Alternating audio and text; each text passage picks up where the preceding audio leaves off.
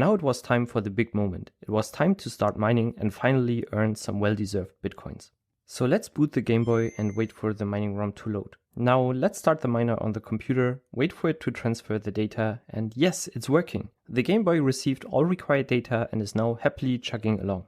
Unexpectedly, you can actually hear it working. There's a certain signature coil whine when it's running that's hard to capture on camera. On the screen you can see the nonce increasing and the hash rate is pretty impressive, roughly 0.8 hashes per second. If you compare that to modern ASIC miner, which comes in at around 100 terahashes per second, you can see that we are almost as fast, only off by a factor of roughly 125 trillion.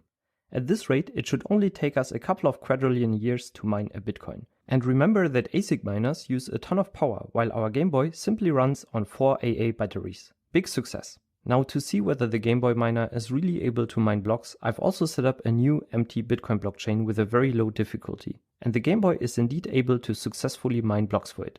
Pretty cool, blockchain on the Game Boy.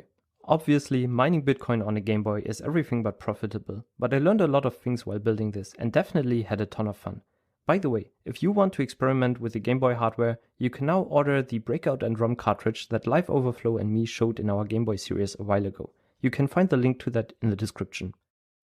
I hope you enjoyed this video and to see you on this channel again soon. Thank you.